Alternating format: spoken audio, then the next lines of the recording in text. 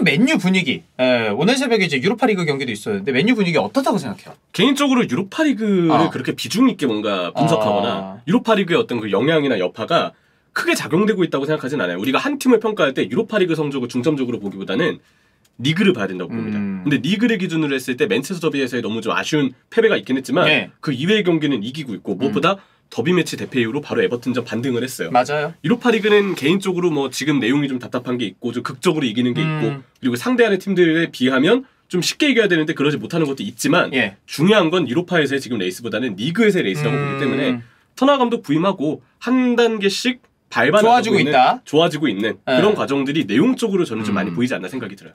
저도 그렇게 생각을 해요. 이게 챔피언스리그에 도전하는 팀들 중에서 미끄러져서 이제 유로파리그 나가는 팀들은 스쿼드는 어느 정도 갖춰져 있는 팀들이 많단 말이에요. 그런 팀일 경우에는 리그에 좀 더 집중하는 게 맞고 폼 떨어지는 선수들을 유로파 조별리그를 통해서 폼을 끌어올린 다음에 그 선수를 리그에서 또 중용하는 이런 것들이 선순환이라고 생각을 하는데 유로파리그는 어떻게든 조별리그에서 말도 안 되게 탈락하는 건 진짜 망신이고 토너먼트 진출할 수 있는 수준의 승점만 좀 쌓아주면 돼요. 맞아요. 아무래도 그 현실적인 일정상의 문제도 있으니까 유로파리그에 많은 비중을 두거나 무리를 하기가 쉽지 않습니다. 유로파는 챔스보다 하루 더 늦게 치르니까 이거 빡세. 목요일이잖아요, 현지 시각으로. 목요일 저녁 그리고 바로 뭐 일요일 아니면 뭐 월요일.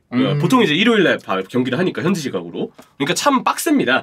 개인적으로 제가 체감하면서 느끼는 거는 유로파리그를 본격적으로 팀들이 좀 빡세게 들어가는 단계는 8강부터라고 생각해요. 맞아요. 항상 그 이전에는 스쿼드와 별개로 조금 뭔가 리그보다는 강도가 높지 않은 경기를 구사할 때가 많다라고 좀 주관적으로 느끼고 있고요. 어쨌든 그래도 결과를 내는 건 중요합니다. 그래서 맥중사가 한 골을 만들어냈습니다. 맥중사.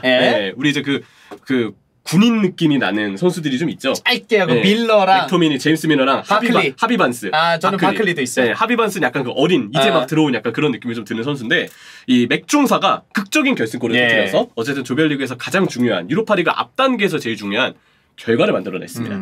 자, 많은 찬스와 슈팅을 통해서 맨유가 골문을 좀 열려고 했는데 이번에 스타가 됐죠. 오모니아의 우조호 골키퍼. 근데 진짜 잘 맞긴 잘 막더라. 경기 후에 인스타 DM이 난리가 났어요. 진짜? DM이란다. 인스타 그 뉴피드가 난리가 났어요. DM 좀 많나봐요. 많이 와요. 형철이 형 사랑해요 이렇게. 여성분들한테 오는 건 아니에요? 형이에요, 형. 아쉽네. 쌀라책 너무 잘 읽고 있습니다. 이런 얘기들 감사하게 잘 읽고 있습니다, 여러분. 근데 저보다도 핫한 우조호 골키퍼가 됐어요. 우조는 옛날에 레스터시티. 우조호 골키퍼. 소파스코어의 기록을 보면 맨유가 슈팅을 34번을 때렸고 박스 안 22번, 박스 밖 12번, 유슈팅 13개, 그리고 블락을 당한 슈팅 10개가 있었고요. 스탠맨 데이브의 기록에 따르면 우조호 골키퍼의 선방률은 무려 92%. 왜냐? 거의 다 막았다는 느낌인데? 유슈팅 13개 중에 12번의 선방을 했기 때문이죠. 펀칭 한 번 있었습니다. 더선에서는 우조호 골키퍼가 이거 저도 봤어요. 어린 시절부터 맨유의 팬이고 오모니아의 주전 골키퍼 파비아누 프레이타스가 부상으로 빠졌기 때문에 오늘 경기 우조호 골키퍼가 갑작스럽게 기회를 받았는데 자신이 원래 좋아했던 맨유를 상대로 어떻게든 활약을 좀 보여주고 싶어 했던 것 같아요. 그렇죠. 그래서 뭔가 우조호 골키퍼는 성공한 맨유 덕후가 됐다. 그런 어떤 얘기를 좀 하고 싶고 80분에 교체 출전한 맥토미니, 카즈미르를 대신해서 80분에 투입이 됐습니다. 그리고 92분에 제이든 산초의 왼쪽 측면에서의 드리블 이후로 연결된 공을 맥토미니가 득점으로 확실하게 마무리를 지었죠. 1대0으로 승리를 기록을 했고요. 산초가 넘겨주긴 했지만 유로파리그 공식 홈페이지를 찾아보니까 좋은 기록은 되지 않았습니다. 어쨌든 맥토미니의 골은 인정이 되면서 확실하게 팀을 승리로 좀 이끌었고요. 스탯맨 데이브의 기록에 따르면 맥토미니가 11번의 터치를 기록했고 6번의 패스 성공을 차지했으며 슈팅 3번에 하나의 골까지.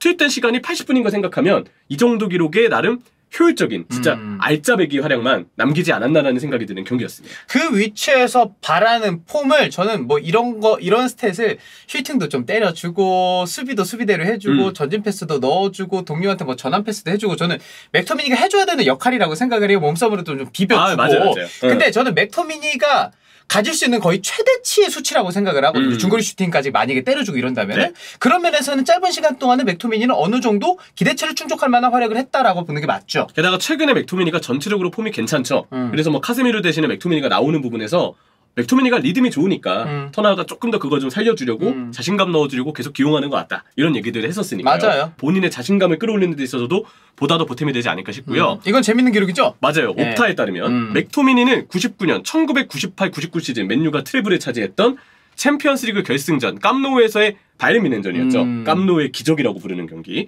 솔샤르 이후로 최초로 교체 출전해서 유럽 대항전에서 90분에 결승골을 득점한 맨유 선수가 되었다고 합니다. 그러니까 저도 보니까 왠지 리그에서는 이런 기록 없었나 싶었는데 유럽 대항전에서는 없긴 했었어요. 리그에서는 있었을 거야 분명. 리그에는 맞아요. 제가 보기에도 있었던 것 같아요. 퍼거슨의 워낙 그 매직이 그럼 있었으니까. 극장골들이 많았으니까. 네, 그래서 보면은 교체 출전을 해서 그때 이제 소이샤르가 또 골을 넣었고 그 98, 99 시즌 추가 시간에 득점을 했던 선수가 이제 테드 셰링엄이랑 네, 맞아요. 올레 군나드 소이샤르였죠. 소이샤르는 이때도 이제 슈퍼 조커로서의 역할을 좀 차지했는데 맥토미니가 또 하나 의미 있는 기록을 세웠다는 점에서 굉장히 반가운 기록이 아닐 수가 없겠습니다.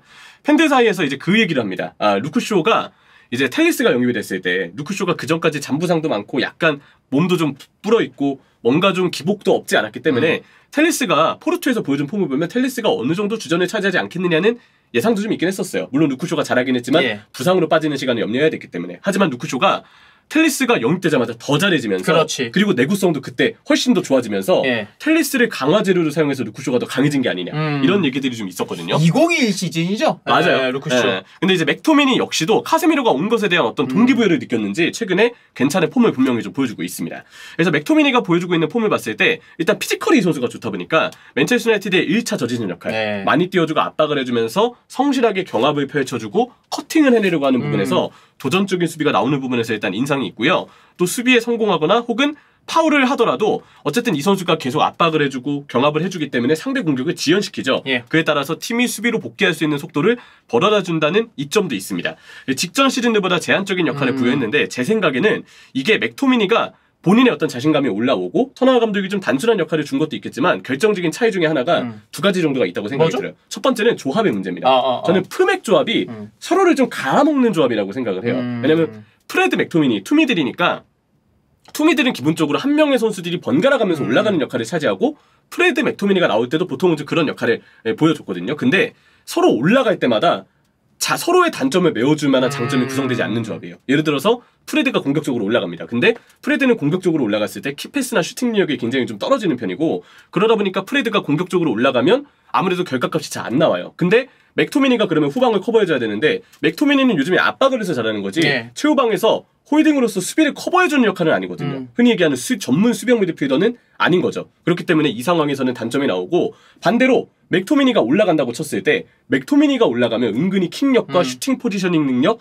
포지셔닝 잘 잡고 그 다음에 슈팅하는 능력이 있기 때문에 공격으로 가담했을 때 프레드보다는 뭔가 결과값이 나올 때가 좀 있었어요. 근데 문제는 맥토미니가 올라갈 때 그런 프레드가 커버를 해야 되는데 프레드 신체 사이즈를 보시면 과연 잉글랜드 무대에서 이 선수가 수비 커버에 전문적으로 장점을 보여줄 만한 선수인가 의문부가 남을 수밖에 없죠. 그래서 제 개인적인 생각은 프맥 조합은 서로의 장단점을 보완해줄 만한 좋은 시너지가 날 수 있는 조합이 아니라는 생각이 들었고 근데 이 조합이 이번에 어떻게 바뀌었나요?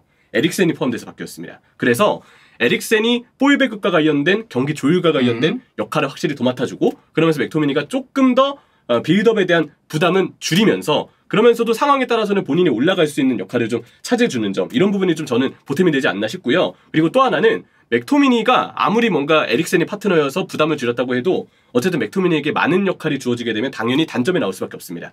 오른발을 의존하는 거, 투박한 기술, 투박한 패스 이런 부분은 당연히 맥토미니의 단점이고 여전히 나오거든요. 근데 분명 달로와 같은 선수들이 오른쪽 안쪽으로 좀 들어와서 맥토미니가 원래 해야 되는 빌드업 역할을 많이 보태주고 있기 때문에 맥토미니 입장에서는 보다 더 빌드업에 대한 부담을 줄일 수 있고 그러면서 다른 자원들이 충분히 조력을 해주니까 뭐 당장 세컨톱이나 공미 자리에 있는 브루노 페르난데스도 하프 스페이스로 돌아뛰면서 오른쪽 연계 과정에 보탬이 될 때도 있죠. 이런 것처럼 맥토미니가 다른 때보다는 조금 더 제한적인 역할을 부여받는 게 오히려 장점은 장점대로 나오고 단점은 단점대로 가려지고 여기에 영리하게 볼을 차는 파트너 에릭센의 존재 때문에 약간 본인이 좀 더 단점을 가릴 수 있는 부분이 많아지지 않았나라는 생각이 듭니다. 자, 일단 오늘 승리하면서 맨유가 승점 9점 돼서 유로파 2조에서 2위 기록하고 있고요. 1위 소시에다드가 12점, 맨유 9점, 셰리프 3점, 오모니아는 이제 승점이 없습니다. 맞습니다. 일단 맥토미니는 다음 경기에 출전을 못해요. 맞아요. 이제 그 카드 누적 징계가 있죠. 이번 주말에 뉴캐슬은 이제 제가 중계하는데 맥토미니가 없는 상황에서 아마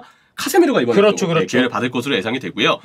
그리고 이제 또 하나 산초 선수의 폼도 일단은 좀 봐야 됩니다.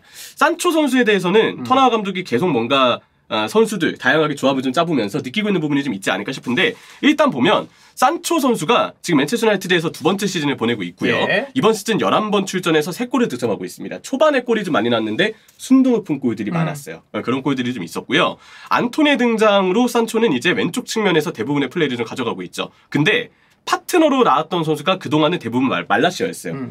말라시아가 초반에는 폼이 좋았는데 아스날전에서 사카에게 공략을 당한 뒤부터 이상하게 자신감을 좀 잃었는지 이후에는 초반만큼의 말라시아의 그 번뜩이는 활약이 좀 아니긴 합니다. 시티전에서도 전반만 딱 뛰고 이제 교체됐고. 맞아요. 오히려 루크쇼가 나왔을 때 좀 더 좋은 활약이었죠. 근데 오모니아전에서의 히트맵을 보면 초반에 산초가 나왔을 때 보면 왼쪽 측면의 선수들이 조금 뭔가 산초 주위에 가깝게 붙어졌다 보기는 좀 쉽지가 않아요. 그렇네요. 네, 근데 후반전에 보면 레시포드가 투입이 되고 그리고 루크쇼가 또 투입이 됐죠. 왼쪽 라인에 변화가 발생한 상황에서 선수들 간격을 보면 전반보다 훨씬 더 오밀조밀하게 모여 있습니다. 이걸 통해서 뭔가 추정을 해볼 수 있는 건 산초의 경우는 아무래도 주위 동료들과의 연계가 좀 중요한 플레이 스타일을 가지고 있는데 과연 이 전반전에 같이 뛰었던 선수들이 충분히 이 선수와 뭔가 연계나 움직임을 가져갈 수 있는 좋은 시너지 역할이 될 만한 조합이었는가. 근데 그러지 않았다라는 결론이 좀 서게 되고요.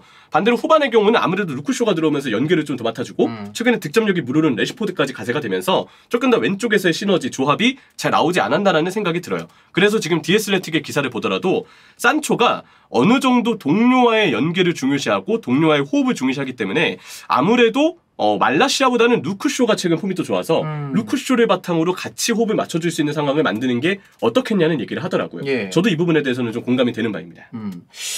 산초에 대해서는 맨유 팬들이 그 생각이 있을 거예요. 좋은 선수야. 그리고 보여준 경기들 아예 없지 않아. 근데 다만 이 선수의 장점을 솔샤르도 그렇고 계속해서 이제 랑닉도 그렇고 거쳐오면서 못 찾고 있는다라는 생각을 하실 것 같아요. 왜냐면 이 선수가 좁은 공간에서 자기가 드리블로 풀어내는 연계예요. 무조건 동료가 주변에 있어야 돼. 주고받는 플레이가 강점이 선수니까. 동료 활용을 해야 돼요. 그리고 동료와 함께 올라가야 되는데 함께 올라갈 동료가 필요합니다. 근데 여기에서 그 얘기도 하고 싶어.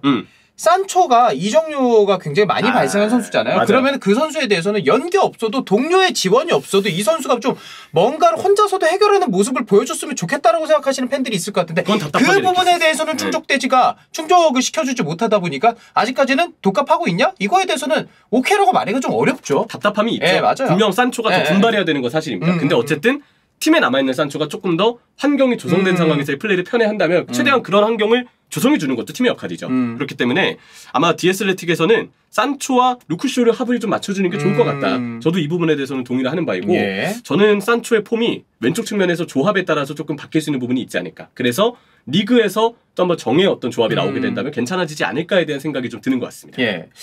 자, 일단 뭐 산초가 아무래도 최근에는 이제 터너 감독은 저는 길게 봤을 때는 볼을 확실하게 점유하는 축구를 할 거예요. 근데 지금은 다만 빌드업 체계가 완벽하게 만들어지지 않았고 풀백들의 위치가 완벽하게 조정이 되어 있지 않기 때문에 비교적 지금은 역습으로 카운터로 득점을 하는 모습들이 많이 나오는데 그러다 보면은 연계나 뭔가 볼을 많이 가지고 있을 때 장점이 산초보다는 레시포드나 안토니가 훨씬 더 지금으로 봐서는 유리해 보이는 건 사실이거든요. 그건 맞죠. 근데 어느 순간 저는 산초가 더 많이 중용될 거라고 생각을 하고 더 잘해줬으면 더 좋겠고. 맞습니다. 어쨌든 맨체스터 유나이티드 경기는 분명 조금씩 경기를 거듭할수록 시스템적인 발전이 좀 되는 게 눈에 띄어요. 풀백의 위치가 원래 비대칭 백스리처럼 좌우 번갈아 가면서 내려오는 역할을 하다가 요즘은 다 올라가고 미드필더가 약간씩 변형을 일으키면서 또 빌드업 체계를 되게 유연하게 가져가더라고요. 터너 감독이 원하는 색채가 조금씩 입혀지고 있으니까 이 팀 숙련도가 올라감에 따라서 산초의 적응도, 산초의 활약도 얼마나 올라올 수 있을지 우리가 기대해 보도록 하겠습니다. 그렇습니다. 여기까지입니다.